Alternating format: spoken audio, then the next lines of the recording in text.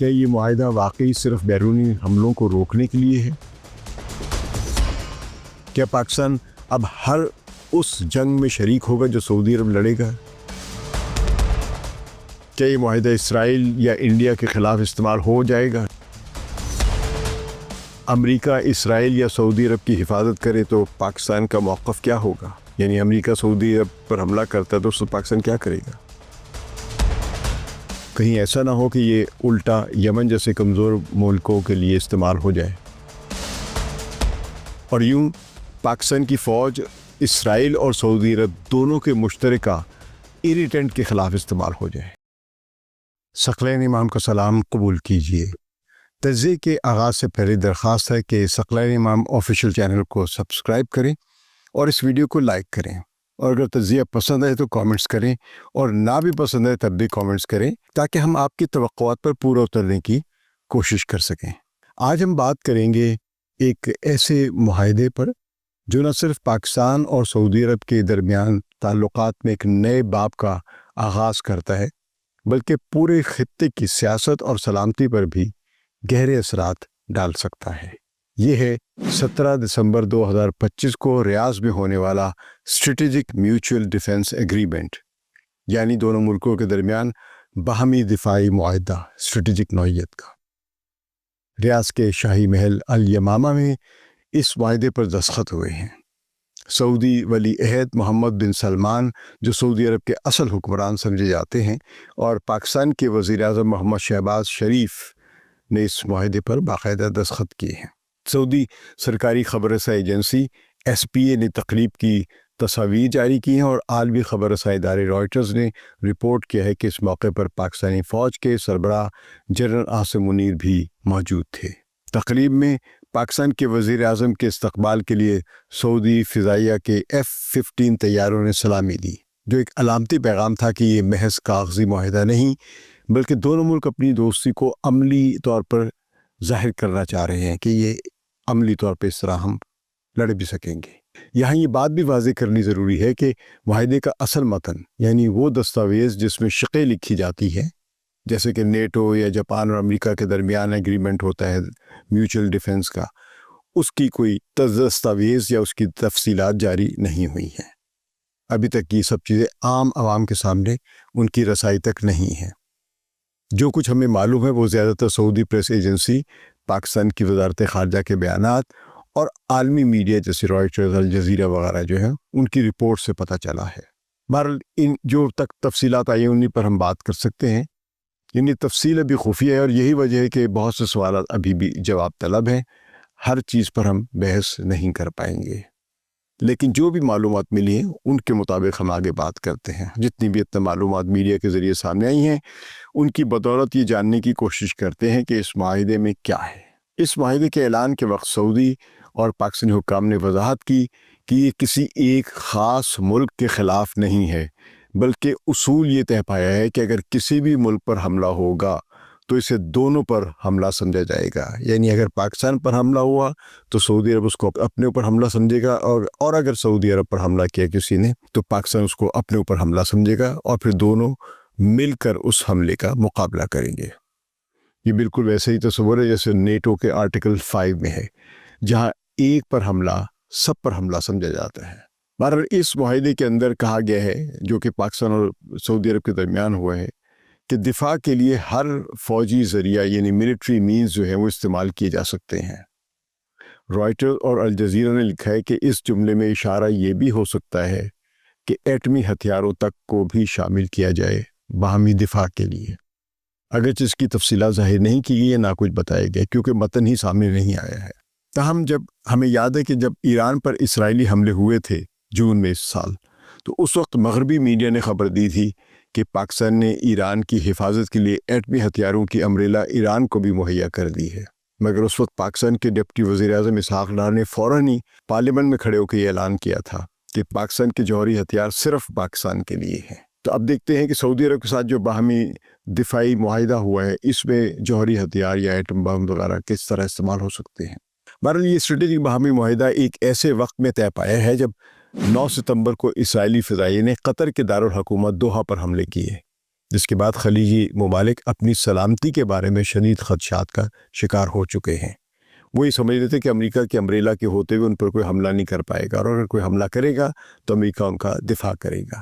لیکن اسرائیل کے حملے کے بعد ذرا سی ایکویشن یا پرسیپشن تبدیل ہو گیا ہے۔ اس معاہدے پر دنیا کے مختلف ملکوں کے رد عمل بھی سامنے آئے ہیں جو اہم ہیں۔ اسرائیل کے اخبار یروشلم پوسٹ نے لکھا ہے کہ یہ معاہدہ تل ابیب کے لیے ایک نیا اسٹریٹجک چیلنج بن سکتا ہے، خاص طور پر اگر پاکستان کی ایٹمی صلاحیت اس معاہدے کا حصہ بنتی ہے۔ اسرائیلی تجزیہ کاروں نے کہا ہے کہ یہ معاہدہ خطے میں طاقت کے توازن کو بدل سکتا ہے، لیکن ان کے سرکاری اہلکاروں کا رد عمل زیادہ محتاط تھا۔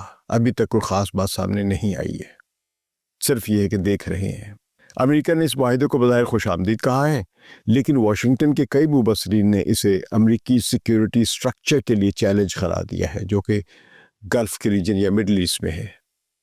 ان کا کہنا ہے کہ خلیجی ممالک اب صرف امریکہ پر انحصار کرنے کے بجائے دوسرے ملکوں کے ساتھ بھی دفاعی تعلقات بنا رہے ہیں۔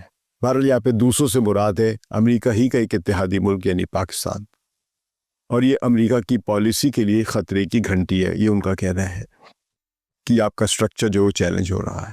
اب پاکستانی ماہرین اور سابق فوجی افسران کی رائے بھی سن لیں، یہ میڈیا میں جو شائع ہوئی ہے۔ ریٹائرڈ میجر جنرل زاہد محمود نے ایک ٹی وی انٹرویو میں کہا ہے کہ یہ معاہدہ پاکستان کو اس کردار کا باضابطہ حصہ بناتا ہے جو پاکستان دہائیوں سے غیر رسمی طور پر ادا کر رہا ہے، یعنی پاکستانی خدمات سر انجام تو دیتا رہا ہے لیکن باہمی دفاعی معاہدے کے بغیر۔ حالانکہ پاکستان اور سعودی عرب کے دفاعی تعلقات کے معاہدے 1982 سے اور اس سے پرانے بھی ہیں، جس میں یہ ایڈوائزرز بھیجے کرتے تھے، ملٹری ایڈوائزرز، اور ٹریننگ کے سہولتیں مہیا کرتے تھے، اور اسی معاہدوں کے نتیجے میں ان گلف ممالک کے سعودی عرب سمیت ان کے جو کیڈٹس تھے وہ پاکستان کی ملٹری اکیڈمیز میں، نیول اکیڈمی میں اور ایئر اکیڈمی میں آ کے ٹریننگز بھی لیتے تھے۔ یعنی پاکستان کی فوج پہلے بھی سعودی عرب میں تربیتی اور حفاظتی کردار ادا کرتی رہی ہے، لیکن اب یہ سب کچھ ایک رسمی ڈھانچے کے تحت ہوگا۔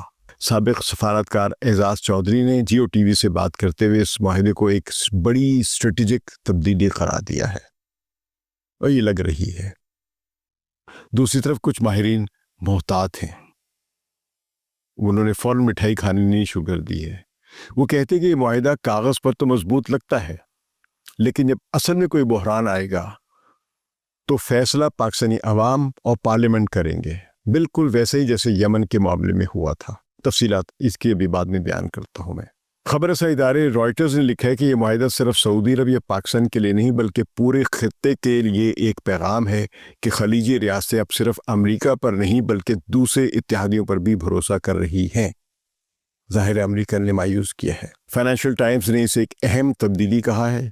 سعودی عرب اپنی سلامتی کے انتظامات کو ڈائیورسیفائی کر رہا ہے، اس کے ماحول یعنی اس کے تنوع پیدا کر رہا ہے۔ اب ایک سورس سے وہ اپنی سیکیورٹی یا سلامتی کو محفوظ نہیں کرے گا بلکہ اس کے لیے کئی سورسز بنا رہا ہے۔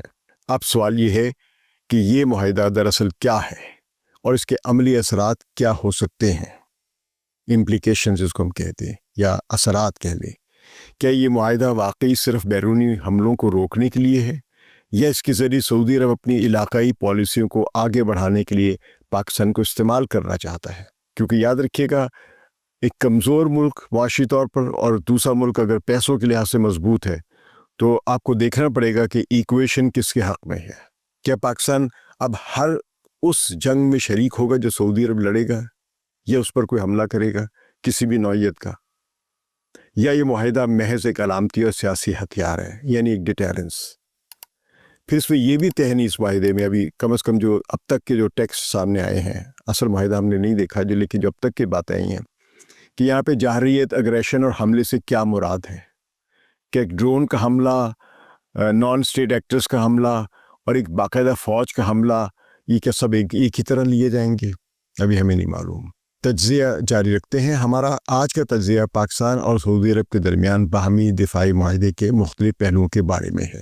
یمن کا معاملہ اس بحث کا سب سے اہم پہلو ہے، کیونکہ سب سے پہلی بڑی آزمائش یہی بن سکتی ہے۔ سعودی عرب اور یمن کے حوثی قبائل کے درمیان جنگ کئی سالوں سے جاری ہے، جو فی الحال رکی ہوئی ہے، مگر مستقل جنگ بندی کا کوئی ارینجمنٹ نہیں ہے۔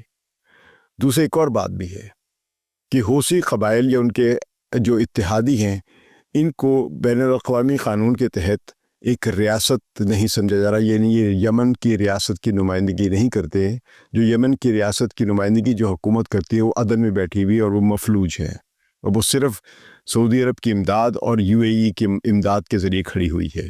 لیکن جو اصل کنٹرول ہے یمن کے باقی حصے پہ، یا عملی طور پہ جہاں پہ یمن کی زیادہ آبادی ہے، جہاں پہ ان کا دارالحکومت صنعاء بھی موجود ہے، ان تمام علاقوں پر کنٹرول جو ہے وہ حوثی ان کے اتحادیوں کا ہے۔ اور دوسری طرف یہ جنگ کسی بھی وقت دوبارہ سے بھڑک سکتی ہے، تو اس صورت پہ پاکستان کا کیا کردار ہوگا؟ 2015 میں جب سعودی عرب نے پاکستان سے کہا تھا کہ وہ یمن کی جنگ میں اس کا ساتھ دے، تو پاکستان کی پارلیمنٹ نے متفقہ طور پر انکار کر دیا تھا۔ بہت سے لوگ اس کی بہت ساری توجیحات پیش کرتے ہیں، سازشی تھیریز بھی گھڑتے ہیں کہ شاید اس وقت جنرل راحیل شریف جو تھے وہ اس جنگ کو استعمال کرنا چاہتے تھے یمن کی میں شمولیت کو، کہ کسی طرح اپنی ایکسٹینشن لے سکے۔ لیکن اگر دیکھا جائے ایکسٹینشن ان کا مسئلہ ہوتا تو ان کو تو بعد میں اس سے اچھی بہتر سعودی عرب میں نوکری مل گئی ہے۔ لیکن بہرحال ہر ایک کی اپنی تھیریز ہے، اور مجھے کسی کی تھیری پہ اعتراض نہیں، کیونکہ ہر ایک کو حق ہے۔ دوستوں، جب پاکستان نے یمن میں اپنی فوج بھیجنے کے لیے سعودی عرب کی حمایت میں لڑنے کے لیے انکار کیا تھا، تو اس وقت جو نیوز آئی تھی، خاص طور پہ گلف نیوز کی رپورٹ کے مطابق، اس وقت پاکستانی پارلیمنٹ نے واضح کیا کہ پاکستان کو یمن کے تنازع میں غیر جانبدار رہنا چاہیے تاکہ وہ ثالثی کا کردار ادا کر سکے اگر کبھی ضرورت پڑے۔ اس فیصلے نے سعودی قیادت کو حیران کر دیا تھا، لیکن پاکستان نے صاف الفاظ میں کہا کہ یہ جنگ ہمارے قومی مفاد میں نہیں ہے۔ ایک لحاظ سے اس وقت کی حکومت نواز شریف کی تھی، اور جو بھی حزب اختلاف تھی، ظاہر ہے اس وقت یہ پیپلز پارٹی کی تھی، انہوں نے ایک جرأت کا مظاہرہ کیا تھا۔ اب سوال یہ ہے کہ اگر سعودی عرب دوبارہ یمن کے مسئلے پر پاکستان کو اپنی جنگ میں شامل کرنا چاہے، تو کیا اس نئے معاہدے کے تحت پاکستان مجبور ہوگا کہ وہ یمن کے خلاف بھی لڑے؟ فرض کیجیے اگر سعودی عرب کسی فالس فلیگ یا جھوٹے واقعے کو بنیاد بنا کر یہ کہے کہ یمن نے حملہ کیا ہے، تو کیا پاکستان کو یمن کے خلاف جنگ میں کودنا پڑے گا؟ اور ہم آج کل دیکھ رہے ہیں کہ فالس فلیگز کے بہت سارے واقعات ہو رہے ہیں، شاید پہلے بھی ہوتے تھے کہ اتنا واضح نہیں تھا ہمیں۔ یہ خطرہ بعض تجزیہ کاروں کو سب سے زیادہ پریشان کر رہا ہے۔ اس معاہدے کا مقصد اگر واقعی اسرائیل یا انڈیا جیسے ممالک کو کسی مہم جوئی سے باز رکھنا تھا، تو کہیں ایسا نہ ہو کہ یہ الٹا یمن جیسے کمزور ملکوں کے لیے استعمال ہو جائے، کیونکہ یمن نہ صرف سعودی عرب کے لیے ایک مسئلہ ہے بلکہ اسرائیل بھی اس کے وجود کو ایک خطرہ سمجھتا ہے۔ اور یوں پاکستان کی فوج اسرائیل اور سعودی عرب دونوں کے مشترکہ ایریٹنٹ کے خلاف استعمال ہو جائے، کیونکہ اسرائیل بھی چاہے گا کہ سعودی عرب کے کہنے پہ اگر پاکستان یمن کے خلاف حملہ کرتا ہے تو اسے کوئی اعتراض نہیں ہوگا۔ البتہ اس کو اس بات پر اعتراض ہوگا کہ اگر پاکستان سعودی عرب کی حمایت میں اسرائیل پر حملہ کرتا ہے۔ یہ معاہدہ اگرچہ باقاعدہ متن عوام کے علم میں نہیں ہے، جیسے کہ میں عرض کر چکا ہوں، مگر اس کے ممکنہ اثرات پر سوالات اٹھیں گے۔ کیا پاکستان کو یمن میں جنگ لڑنی پڑے گی اگر سعودی عرب یمن کے ساتھ تصادم میں جائے؟ کیا یہ معاہدہ اسرائیل یا انڈیا کے خلاف استعمال ہو جائے گا، یعنی ہو بھی سکے گا؟ یا اگر امریکہ اسرائیل یا سعودی عرب کی حفاظت کرے تو پاکستان کا موقف کیا ہوگا؟ یعنی امریکہ سعودی عرب پر حملہ کرتا ہے تو اس وقت پاکستان کیا کرے گا اسرائیل کی حمایت کے لیے؟ اس سب کی روشنی میں جاننا ضروری ہے کہ مبصرین اور مختلف ممالک نے کیا رد عمل دیا ہے۔ ایران اس معاہدے کو کیسے دیکھے گا، اور امریکہ کے تعلق سے پاکستان کی ممکنہ پوزیشن کیا ہو سکتی ہے؟ کیونکہ امریکہ یہ محسوس کرے گا کہ وہ خلیجی ریاستوں کو تحفظ یا سلامتی کی ضمانت دینے والا امریکہ کے مقابلے میں ایک اور دوسرا ملک آ رہا ہے۔ تو چلے پہلے بات امریکہ کے ساتھ پاکستان کے تعلقات پر کرتے ہیں۔ پاکستان بظاہر کوشش کر رہا ہے کہ وہ امریکہ کا دوبارہ نان نیٹو اتحادی یعنی نیٹو جیسی تنظیم کا ممبر تو نہیں ہے، رکن تو نہیں ہے، مگر کم از کم ایک اتحادی یا قریبی پارٹنر بن جائے۔ مگر امریکہ کی ترجیحات بھی جاننا ضروری ہے۔ امریکہ اسرائیل کی سلامتی کا بنیادی گارنٹر ہے، ضامن ہے، اور عموماً اگر اسرائیل کے اقدامات امریکی مفادات یا سلامتی کو خطرے میں بھی ڈالتے ہوں، تب بھی امریکہ اسرائیل کا ساتھ دیتا رہا ہے۔ یہ ہمارے سامنے بہت ساری مثالیں ہیں اس کی، قطر کے حالیہ حملے سے لے کر اور پرانے حملوں تک۔ ایسے میں اگر اسرائیل سعودی عرب پر حملہ کرے تو کیا پاکستان اسرائیل سے جنگ کرے گا؟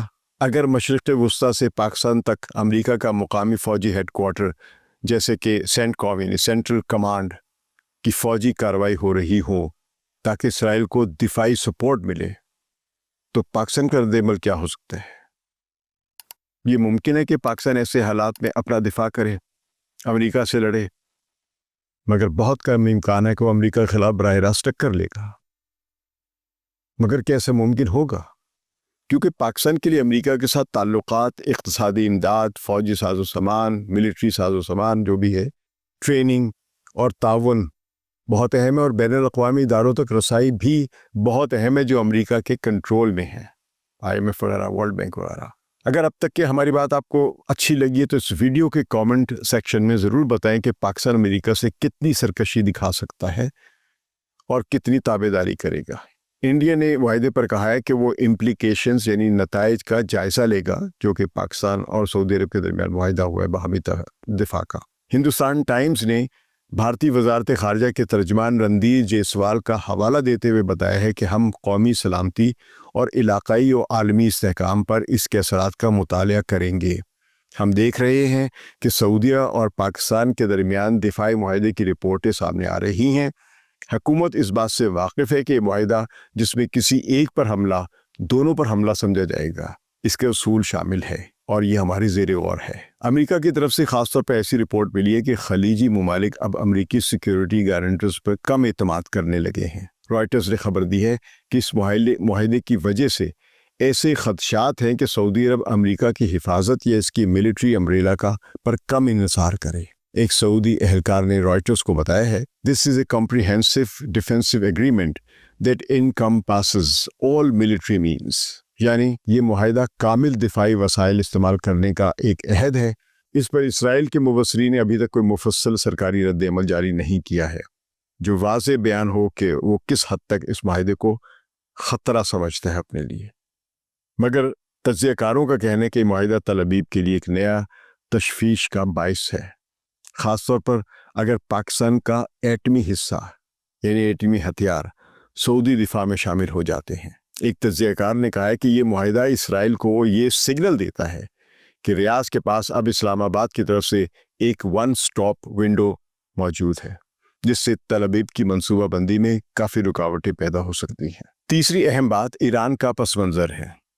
خصوصاً اس سال جون میں اسرائیل نے ایران پر حملہ کیا تھا، باوجود اس کے کہ پاکستان اور ایران کے درمیان کوئی باقاعدہ دفاعی معاہدہ نہیں ہے، ایران کو پاکستان کی سفارتی سطح پر مدد ملی تھی۔ اس موقع پر ایران کی پارلیمان میں تشکر پاکستان کے نعرے بھی بلند ہوئے تھے، اور اس کے ایران کے صدر نے اس جنگ کے بعد سب سے پہلا دورہ پاکستان کا کیا تھا۔ تو ایران نے پاکستان کے اس کردار کو سراہا کہ پاکستان نے ایران پر اس حملے کے بعد سفارتی سطح پر ایران کی حمایت کی، اور ایرانی پارلیمان نے اس کا اعتراف بھی کیا۔ مگر ساتھ ساتھ ایران اور سعودی عرب کے درمیان کشیدگی کی ایک تاریخ بڑی پرانی ہے۔ ایران کے اسلامی انقلاب کے بعد ایران سعودی تنازعات بالواسطہ جنگوں، نظریاتی انتشار، فرقہ وارانہ حمایت اور علاقے میں اثر و رسوخ کے مقابلے کی ایک داستان ہے۔ اس لیے اس نئے معاہدے سے پاکستان ایران تعلقات پر ممکنہ دباؤ بڑھے گا، خاص طور پر اگر ایران محسوس کرے کہ پاکستان نے سعودی عرب کو ایران کے خلاف مضبوط دفاعی پارٹنر کے طور پر اختیار کر لیا ہے، تو ایران یہ دیکھے گا کہ آیا پاکستان ایران کے خلاف کسی الزام یا حملے میں سعودی عرب کا ساتھ دیتا ہے یا ساتھ نہیں دیتا ہے، اور ممکن ہے ایران پاکستان کے رویے میں پھر آئندہ محتاط ہو جائے۔ اس معاہدے کے تاریخی اور قانونی پہلو بھی اہم ہیں۔ پاکستان اور سعودی عرب کے ماضی کے دفاعی تعاون میں فوجی تربیت، ملٹری ایکسرسائزز، سرحدی تحفظ کی ذمہ داریاں شامل تھیں، جو اس میوچل جو باہمی اتحاد والا معاہدہ ہوا اس سے پہلے بھی شامل تھی، مگر کوئی ایسا معاہدہ نہیں تھا جس نے اتنی وسیع فوجی وجوہات اور ممکنہ ایٹمی استعمال کا ذکر کیا ہو۔ اس کا مطلب یہ ہے کہ اگرچہ معاہدہ لفظاً بہت وسیع ہے، اس کے عمل میں لانے کے طریقے کا انحصار دستیاب ثبوت، سیاسی فیصلوں، فوجی صلاحیتوں اور بین الاقوامی رد عمل پر ہوگا، ان پر منحصر ہوگا۔ اب ذرا انڈیا کے ساتھ پاکستان کے تعلقات پر غور کیجیے۔ اگر پاکستان اور انڈیا کے درمیان جنگ چھڑ جاتی ہے تو کیا سعودی عرب انڈیا کے خلاف کھڑا ہوگا؟ رائٹرز کی رپورٹ میں یہ خدشہ ظاہر کیا گیا ہے کہ سعودی عرب اس معاہدے کو اس حد تک نہیں لے جائے گا کیونکہ انڈیا اس کے لیے ایک بڑا تجارتی پارٹنر ہے۔ پچھلے کئی برسوں میں سعودی عرب نے انڈیا کے ساتھ توانائی اور سرمایہ کاری کے بڑے بڑے معاہدے کیے ہیں جو کہ اربوں ڈالرز کے ہیں۔ ایسے میں سعودی عرب اپنی سرمایہ کاری کو خطرے میں ڈالنے سے پہلے کئی بار سوچے گا۔ یہی وجہ ہے کہ اگر کاغذی طور پر یہ معاہدہ کہتا ہے کہ دونوں ایک دوسرے کے دفاع کے پابند ہیں، مگر عملی طور پر سعودی عرب انڈیا کے ساتھ اپنے تعلقات توڑنے یا جنگ میں کودنے کے لیے تیار نہیں ہوگا، یہ کم از کم بہت مشکل ہوگا۔ کامنٹس میں ضرور بتائیں کہ کیا سعودی عرب پاکستان کے دفاع کے لیے انڈیا سے جنگ کرے گا؟ اب ذرا تصور کیجئے کہ اگر امریکہ سعودی عرب پر حملہ کرتا ہے تو کیا پاکستان اس معاہدے کے تحت امریکہ کے خلاف جنگ کرے گا؟ ظاہر ہے کہ یہ نہ صرف مشکل بلکہ تقریباً ناممکن ہے۔ پاکستان کی معیشت بڑی حد تک امریکہ اور مغربی ممالک کے ساتھ جڑی ہوئی ہے۔ پاکستان کو IMF اور ورلڈ بینک جیسے اداروں سے بھی مدد درکار ہوتی ہے، جہاں امریکہ کا اثر و رسوخ بہت زیادہ ہے۔ اس کے علاوہ پاکستان کی فوجی ساز و سامان کی ایک بڑی مقدار امریکی ٹیکنالوجی پر منحصر ہے۔ آپ کے F-16 بیکار ہو جاتے اگر امریکہ آپ سے تعاون نہ کرے۔ ایسے میں پاکستان امریکہ کے خلاف جنگ کا سوچ بھی نہیں سکتا۔ اس لیے تجزیہ کار سمجھتے ہیں کہ یہ معاہدہ زیادہ تر علامتی ہے اور عملی طور پر امریکہ جیسے ممالک کے خلاف اس کا اطلاق ممکن نہیں ہوگا، بلکہ اسرائیل کے خلاف جنگ لڑنا بھی ممکن نہیں ہوگا، جو فی الحال کے قرائن بتاتے ہیں جس طرح امریکہ اس کے ساتھ کھڑا ہوا ہے۔ اگر امریکہ اور اسرائیل کے درمیان کچھ اختلافات بڑھ جائیں تو پھر یہ ممکن ہو سکے گا، جو کہ صرف ایک خیال ہی ہے۔ اس معاہدے پر دنیا کے بڑے ممالک کے رد عمل پر بھی غور ضروری ہے۔ امریکہ کے لیے ایک لمحہ فکریہ ہے کیونکہ سعودی عرب طویل عرصے تک امریکی دفاعی امبریلا پر انحصار کرتا رہا ہے۔ اگر سعودی عرب اب پاکستان کے ساتھ معاہدہ کر رہا ہے تو اس کا مطلب ہے کہ ریاض کو واشنگٹن پر اعتماد نہیں رہا۔ اسرائیل اس معاہدے کو اپنے لیے خطرہ سمجھے گا کیونکہ وہ پہلے ہی قطر پر حملہ کر چکا ہے، اور اب اسے خدشہ ہوگا کہ سعودی عرب کے پاس پاکستان کی فوجی طاقت کا سہارا موجود ہے۔ انڈیا بھی اس معاہدے سے پریشان ہوگا کیونکہ اگرچہ سعودی عرب کھل کر انڈیا کے خلاف نہیں جائے گا، لیکن پاکستان کے ساتھ اس کی نزدیکی بھارت کے لیے ایک اسٹریٹجک چیلنج ہوگا۔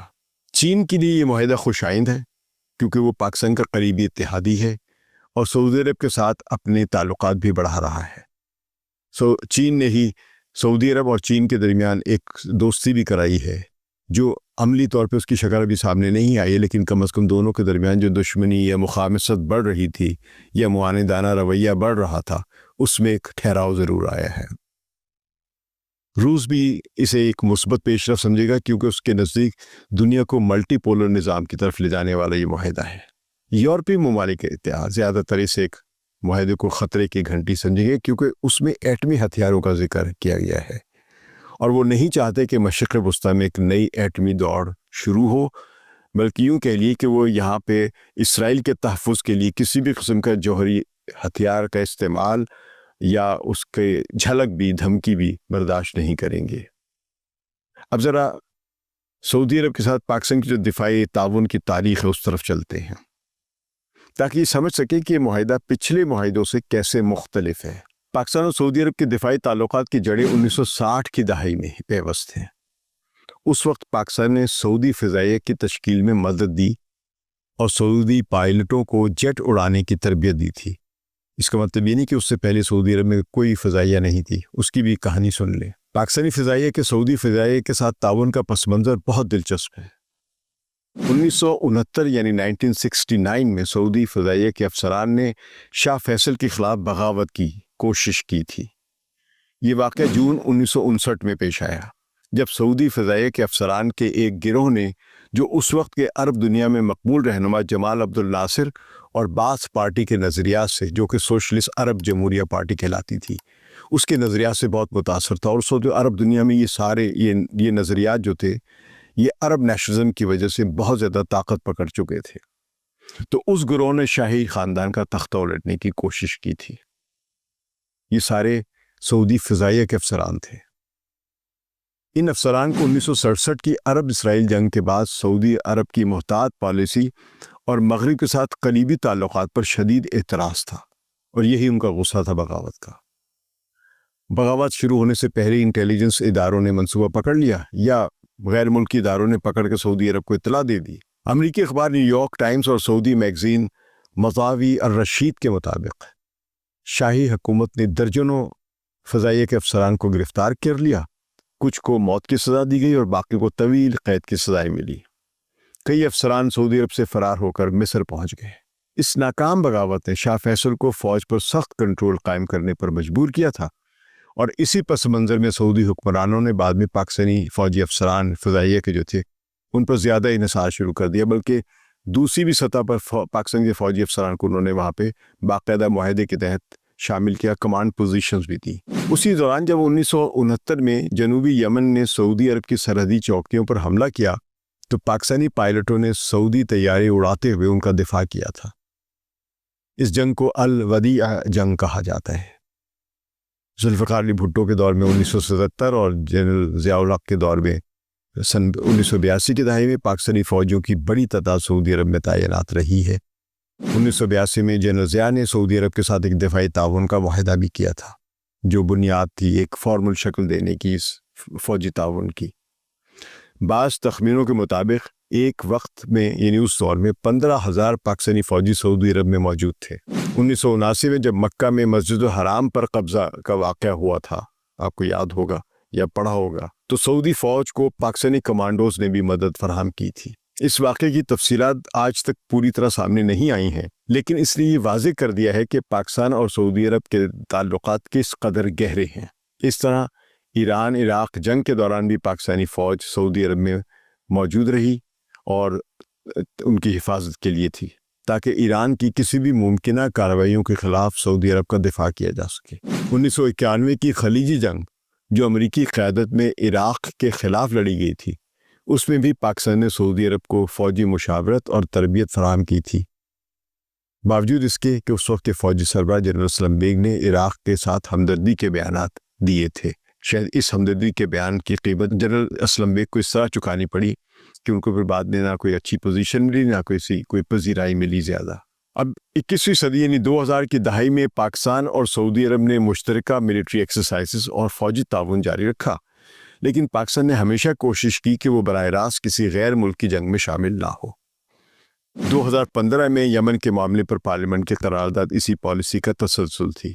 اس لیے یہ کہنا درست ہوگا کہ پاکستان کا کردار ہمیشہ سعودی عرب کی سلامتی کے تحفظ تک محدود رہا ہے اور بیرونی جنگوں سے اجتناب کیا گیا ہے، لیکن اب کا معاہدہ پچھلے معاہدوں سے مختلف ہے۔ رائٹرز نے اپنی رپورٹ میں بتایا کہ اس معاہدے میں تمام فوجی ذرائع کے استعمال کی بات، جس میں ایٹمی ہتھیار بھی شامل سمجھے جا سکتے ہیں، اس نے ایک تلاطم پیدا کیا ہے۔ ماضی میں ایسے کھلے عام کبھی نہیں کہا گیا، اس لیے اس معاہدے کو صرف ایک روایتی فوجی تعاون نہیں بلکہ ایک مکمل دفاعی اتحاد کہا جا رہا ہے۔ یہ بات عالمی سطح پر بھی تشویش پیدا کر رہی ہے کہ کہیں پاکستان بالواسطہ طور پر سعودی عرب کو ایٹمی تحفظ فراہم نہ کرے یا ایٹمی اسلحہ نہ مہیا کر دے۔ اب سوال یہ ہے کہ اس معاہدے کے عملی پہلو کیا ہیں؟ کیا یہ صرف علامتی رہے گا یا حقیقی جنگی ذمہ داریوں میں بھی تبدیل ہو سکے گا؟ اگر یمن میں کوئی نیا تنازع شروع ہوتا ہے تو کیا پاکستان اپنی پالیسی بدل کر سعودی عرب کا ساتھ دے گا یا ایک بار پھر پارلیمان غیر جانبداری کا اعلان کرے گی؟ اگر انڈیا کے ساتھ جنگ چھڑ جاتی ہے تو کیا سعودی عرب انڈیا کے خلاف کھڑا ہوگا یا اپنے معاشی مفادات کو ترجیح دے گا؟ اگر امریکہ کسی وجہ سے خاص کر اسرائیل کی حفاظت کرتے ہوئے سعودی عرب کے ساتھ ٹکرا جاتا ہے تو کیا پاکستان امریکہ کے خلاف لڑے گا؟ ان تمام سوالات کے جوابات فی الحال غیر واضح ہیں، لیکن غور کی ضرورت ہے۔ لیکن اتنا ضرور کہا جا سکتا ہے کہ یہ معاہدہ سعودی عرب کی ایک بڑی اسٹریٹجک تبدیلی ہے۔ ریاض اب صرف امریکہ پر انحصار نہیں کرنا چاہتا ہے بلکہ ایک متبادل دفاعی اتحاد قائم کرنا چاہتا ہے، چاہے یہ علامتی ہی کیوں نہ ہو۔ پاکستان کے لیے ایک موقع بھی ہے اور ایک خطرہ بھی۔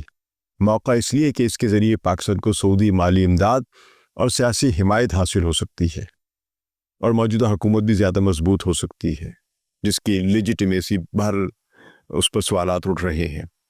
اور خطرہ اس لیے کہ پاکستان ایسے تنازعات میں پھنس سکتا ہے جو اس کے اپنے قومی مفاد میں نہیں ہے، کیونکہ پاکستان کو سپر پاور نہیں جو کسی سے بھی ٹکرا جائے سعودی عرب کے لیے۔ پاکستان سعودی عرب سے کمزور ملک ہے، یہ البتہ یہ ہے کہ پاکستان کے پاس ایک فوج مضبوط ہے، لیکن معاشی طور پہ اور ہر لحاظ سے بہت کمزور ملک ہے۔ یوں 17 ستمبر 2025 کو ریاض میں دستخط ہونے والا یہ معاہدہ علامتی بھی ہے اور حقیقی بھی ہے۔